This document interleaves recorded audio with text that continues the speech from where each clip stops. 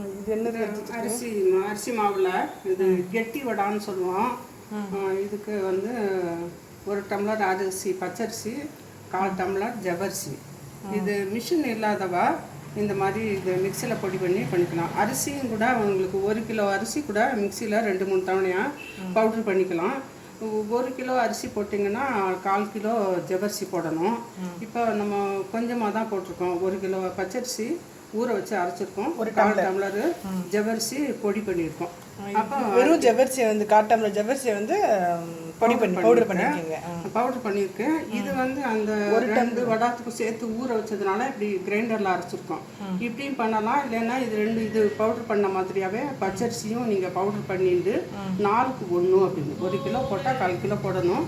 கொஞ்சமாக ஒரு டம்ளர் போட்டால் 1/4 டம்ளர் போட்டுக்கலாம். இது 2 பவுடர் பண்ணிக்கணும். அப்புறம் இதுக்கு ஏற்ற மாதிரி இப்போ ஒரு 3 மிளகா தான் அரைச்சிருக்கோம். பச்சை மிளகா ஜாரில் அரைச்சிக்கணும். இது தண்ணி கொதிக்க வச்சு இந்த தண்ணி இப்போ 2 டம்ளர் 1 டம்ளர் மாவுனாக்கா 2 டம்ளர் தண்ணி வேணும். அந்த 2 டம்ளர் தண்ணி கொதிக்க வச்சுருக்கேன்.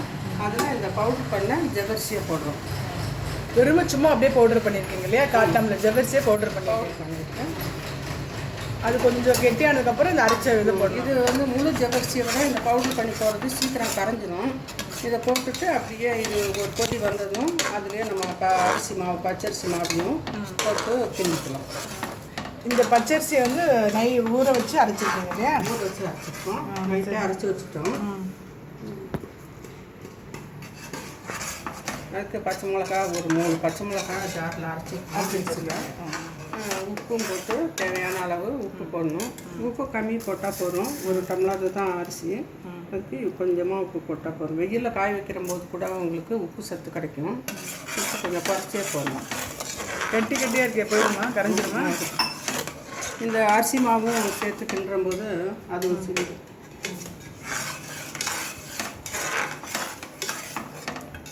அதுக்கு கரைஞ்சி வேகணுமா கொஞ்சம்? அது பவுடராக இருக்கிறதுனால சீக்கிரம் ஒரு கொதி வந்ததுமே வெந்துடும். கொஞ்சம் லேசாக உங்களுக்கு கட்டியாக இருந்தாலும் பரவாயில்ல. இந்த நம்ம அரிசி மாவு போடும்போது அது சரியாகும். இப்போ வந்து இதில் பச்சை மிளகாய் அரைச்ச உளுதையும் இதில் சேர்த்துக்கிறேன். ஒரு டம்ளர் அரிசிங்கிறதுனால ஒரு 3 மிளகா தான் இதில் பொடி பண்ணேன். அப்போ உப்பு போடணும் இல்லையா? உப்பு போட்டாச்சு. உப்பு போட்டிங்களா? இந்த மாவுலேயே போட்டேன். இப்போ இந்த மாவுலையும் இதில் விட்டுறணும். ஆனால் ரொம்ப தண்ணியாக கூடாது, புளியறதுக்கு அளவு புளியிற மாதிரி கெட்டியாக இருக்கணும். ரொம்ப தண்ணியாக இருந்தால் சொப்பில் வச்சு புளிய வராது. கையினால் எடுத்து உருட்டி புளியிற மாதிரி இருக்கணும். நான் மாவு போட்டுக்கு இந்த கொழக்கட்டை மாவு பசைற அந்த பதம் வரணும் இல்லையா? ஆமாம், அந்த மாதிரி கெட்டியாக இருக்கணும். இல்லை ஒரு வேளை உங்களுக்கு கிண்டும் போது கொஞ்சம் ரொம்ப லூஸாக இருக்கிற மாதிரி இருந்தால் இந்த அரிசி மாவு பவுடர் இருந்தால் கூட போட்டுக்கலாம். கை விடாமல் கிண்டணும்ல, அடி பிடிச்சிரும். அதனால் இது பவுடராக இருந்ததுன்னா ரொம்ப ஈஸி. உங்களுக்கு இந்த தண்ணி கொதித்த உடனே இது ஜவ்வரிசி பச்சரிசி 2யுமே மிக்சியில் பவுடர் பண்ணி வச்சுருந்தீங்கனாக்கா 1க்கு 2 1 டம்ளருக்கு 2 டம்ளர் தண்ணி தலைன்னு கொதித்த உடனே குக்கர் கீழே இறக்கி வச்சுட்டு இந்த உப்பு பச்சை மிளகாய் விழுது அரிசி மாவு எல்லாம் போட்டு கிண்டிட்டு குக்கரை மூடி வச்சா அந்த சூடுக்கு அது வெந்துடும். அதுதான் ஈஸி.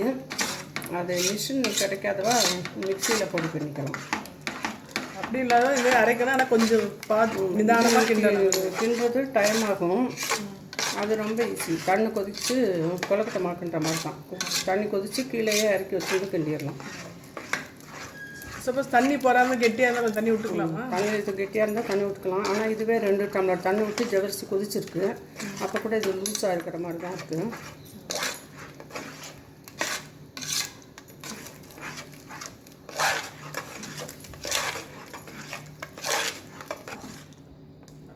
இப்போ நம்ம மாவு விடுறம்போது ரொம்ப லூஸாக தோசை மாவு கரைச்ச பக்குவத்துக்கு இருந்தது.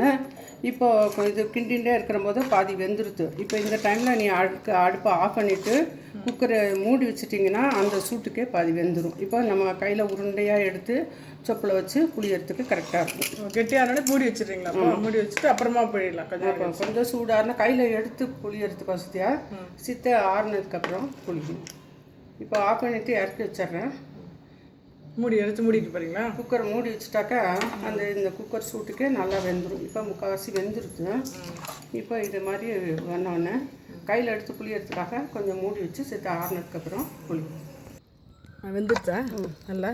ஆமாம், கொஞ்சம் நல்லா 3/4 பதத்துக்கு வெந்ததுக்கப்புறம் தட்டு போட்டு மூடி வச்சோம். இப்போ கொஞ்சம் சூடு ஆறுனதும் மாதிரி இது ஓம்படி தட்டில் வேணாலும் புளியலாம், இல்லைன்னா அந்த ரிப்பன் தட்டு இருக்குது அதில் புளியலாம். அப்படியே என்ன ஷேப் வேணாலும் நம்ம பண்ணிக்கலாம் இல்லையா? இதுனா சீக்கிரமாக காயும். அந்த ஸ்டார் தட்டு போட்டோம்னா காயறதுக்கும் லேட்டாகும், நம்ம கடிச்சு சாப்பிட்றதுக்கு இதுதான் ரொம்ப ஈஸி. பிளாஸ்டிக் பேப்பரில் போட்டுற வேண்டியது.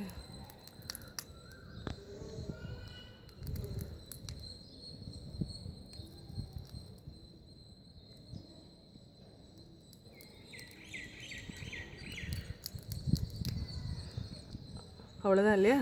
ஆமாம், இது ரொம்ப துவாரம் பொடிசாக இருக்கிறதுனால புளியறதுக்கு ரப்பாக இருக்குது.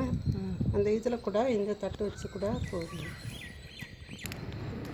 இது மாதிரியும் பண்ணலாம் இல்லையா? இது ரிப்பன் தட்டுன்னு சொல்லுவோம். இதில் வச்சு புளியறதுக்கு ஈஸியாக இருக்கும், கடிச்சு சாப்பிடவும் மெதுவாக இருக்கும். இப்படி பண்ணிக்கலாம். அது ஓம்படி தட்டு வந்து நம்ம காஞ்சி டப்பாவில் எடுத்து வைக்கிற போது ரொம்ப தூள் தூளாக ஆகும். அது சும்மா கொஞ்சம் புளியலாம். இது மாதிரி புழிஞ்சிக்கலாம் இல்லை? இந்த மாதிரி புளியலாம். இது ரிப்பன் தட்டுன்னு சொல்லுவோம். இதில் வச்சு புளிஞ்சிக்கலாம்.